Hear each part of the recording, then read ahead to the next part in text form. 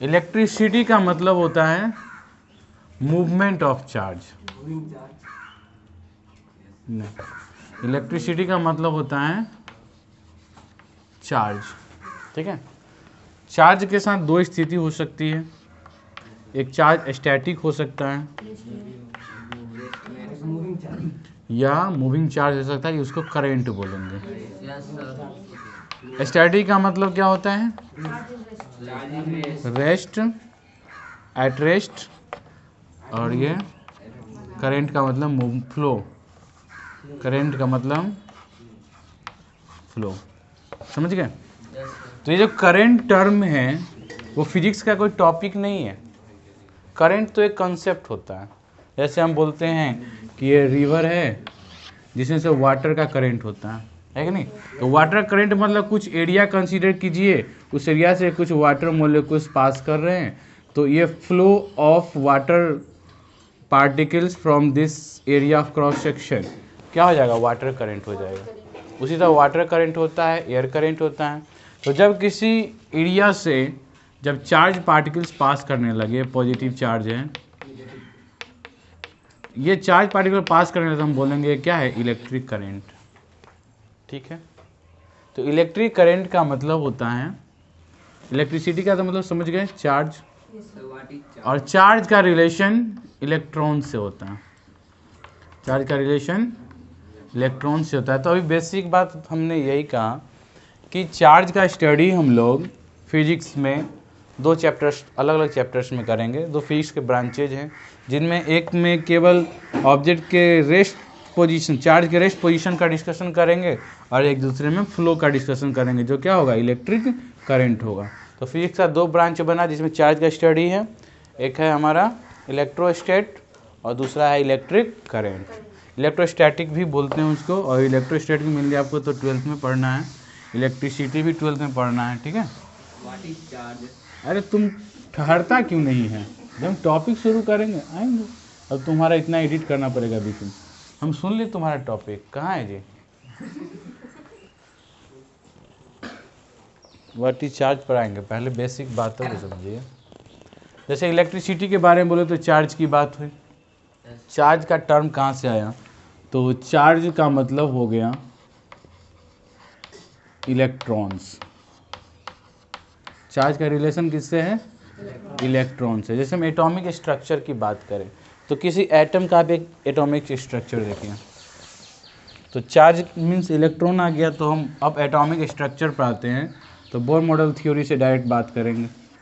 ठीक है, फाइनली ये रिजल्ट आया कि प्रोटॉन और न्यूट्रॉन न्यूक्लियस में होता है, और इलेक्ट्रॉन्स अलग अलग ऑर्बिट में क्या करते हैं?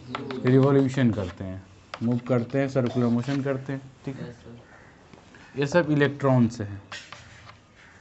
ठीक है, अब क्या नंबर ऑफ इलेक्ट्रॉन्स है सब आप जानते हैं। आउटर मोस्ट ऑर्बिट में जो इलेक्ट्रॉन्स होते हैं उसको क्या बोलते हैं आप लोग?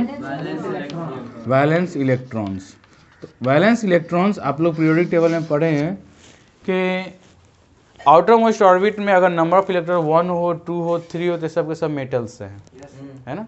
ये कंडक्टर्स हुए। तो जिस एटम के आउटर मोस्ट ऑर्बिट में 1 इलेक्ट्रॉन से, 2 इलेक्ट्रॉन, 3 इलेक्ट्रॉन से, ये सब क्या है? मूव करने को फ्री है। और जब हम पोटेंशियल डेवलप करते हैं किसी कंडक्टर में, तो यही इलेक्ट्रॉन्स जो है उस पूरे कंडक्टर में मूव करता है, और इसी के मूवमेंट के रेट को हम लोग इलेक्ट्रिक करंट बोलते हैं। समझ गए? तो ये टर्म समझ में आ गया। करंट बोलने का मतलब कि मूवमेंट ऑफ चार्ज, और चार्ज में कौन मूवमेंट करता है? तो केवल इलेक्ट्रॉन्स मूव करेगा। जबकि हमको ये सर्किट जब पढ़ोगे तो तुमको ये बताया जाएगा कि ये सेल लगा हुआ है, ये इसमें से करंट जो फ्लो करेगा इसको बोलते हैं फ्लो ऑफ पॉजिटिव चार्ज। तो इलेक्ट्रिक करंट का कॉन्सेप्ट में हम लोग फ्लो ऑफ पॉजिटिव चार्ज का टर्म यूज करते हैं, बट फैक्ट ये है कि उसमें चार्ज, पॉजिटिव चार्ज ऐसी कोई चीज़ तो फ्लो करती नहीं है। मेनली जो फ्लो करती है वो कौन होता है? इलेक्ट्रॉन्स। तो इलेक्ट्रॉन्स निगेटिव से पॉजिटिव की ओर, means low potential to high potential, electrons move करते हैं। इसी के अपोजिट डायरेक्शन में हमने एक एजम्पशन लिया हुआ है कि करंट मूव करता है जो full rate of flow of positive charge. ठीक है, तो ये बेसिक बातें समझ में आ गई। अब चार्ज की बात करते हैं। तो पहले तो ये फंडामेंटल पार्टिकल्स कितने होते हैं? किसी भी एटम के कितने फंडामेंटल पार्टिकल्स हैं? इलेक्ट्रॉन, प्रोटॉन और न्यूट्रॉन। तो देखिए हम एक टेबल बना लेते हैं, ये बेसिक चीज़ें हैं फंडामेंटल, इसको फंडामेंटल्स बोलते हैं, फंडामेंटल्स। उसके बाद मास, फिर discovered by,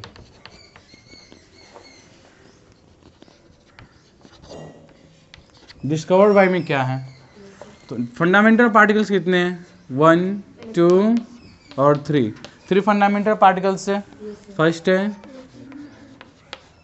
electron, next proton and next neutron. Okay, what is the charge of electron? अब देखिए चार्ज का वैल्यू क्या क्या हो सकता है। तो जो मिनिमम चार्ज का वैल्यू है ना, मिनिमम चार्ज का वैल्यू होता है 1.6 इंटू 10⁻⁻19 ऑफ कूलम। ठीक है, और इसी को हम लोग बोलते हैं एलिमेंट्री चार्ज, एलिमेंट्री चार्ज, और इसका सिंबल देते हैं ई। तो जो मिनिमम चार्ज होता है ना उसको एलिमेंट्री चार्ज बोलते हैं, उसका सिंबल क्या होता है? ई। ठीक है, तो जहाँ भी यह वैल्यू लिखेंगे हम उसके जगह पे ई भी लिख सकते हैं। अब ई से नहीं समझना है कि इलेक्ट्रॉन का भी चार्ज इतना ही होता है, लेकिन ई फॉर इलेक्ट्रॉन नहीं समझना। तो यहाँ पर चार्ज ऑफ इलेक्ट्रॉन क्या है? तो निगेटिव, यह तो निगेटिव कैरेक्टर को दिखाता है, तो इसको माइनस लेकर आप ई लिख सकते हैं। तो ये चार्ज ऑफ इलेक्ट्रॉन हो गया। प्रोटॉन के लिए आप प्लस ई लिख सकते हैं। तो इसका अगर वैल्यू लिखेंगे तो माइनस, और ई का वैल्यू कितना होता है? 1.6 इंटू 10⁻⁻19 ऑफ कूलम। और प्लस ई का मतलब प्लस 1.6 इंटू 10⁻⁻19 ऑफ कूलम। और न्यूट्रॉन तो चार्जलेस पार्टिकल है, मतलब ये जीरो चार्ज है, या इसी को आप क्या बोलेंगे?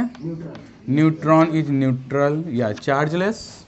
Okay, mass of electron 9.1 into 10⁻31 kg। 28 बोलेंगे तो ग्राम।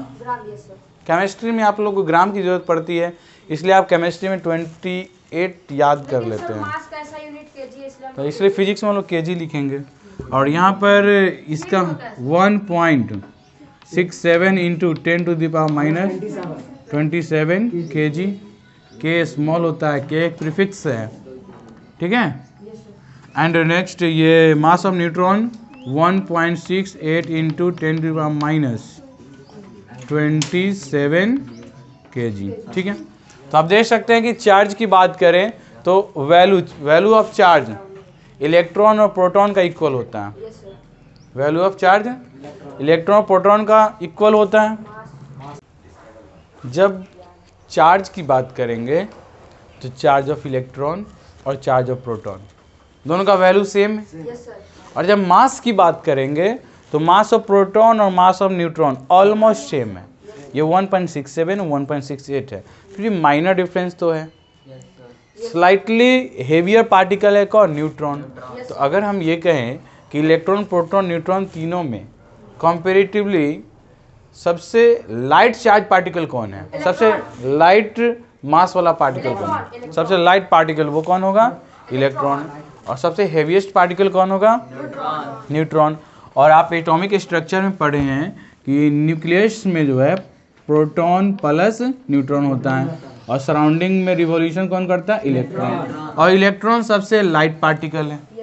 और जो भी हेवियर पार्टिकल है प्रोटॉन और न्यूट्रॉन वो कहाँ पर है? न्यूक्लियस में। इसलिए ना रदरफोर्ड ने बताया था किसी भी एटम का जो मास होता है वो total entire mass of an atom is centroid in nucleus. हाँ, वो जो अल्फा स्कैटरिंग बवार्डी वाला एक्सपेरिमेंट हुआ था, याद है सबको?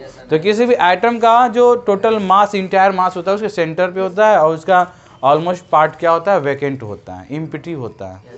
ठीक है, उस एक्सपेरिमेंट में बताया गया था। तो जो लाइट पार्टिकल है वो बाहर है, तो सेंटर ऑफ मास वैसे भी सेंटर पर होगा। आगे बात समझ में? तो एटॉमिक स्ट्रक्चर में ये बातें क्लियर थी। तो हैवी पार्टिकल जो है वो कहाँ होते हैं? न्यूक्लियस में। ठीक है, चलिए अब डिस्कवर की बात करें। इलेक्ट्रॉन्स का डिस्कवर किसने किया? J Thomson.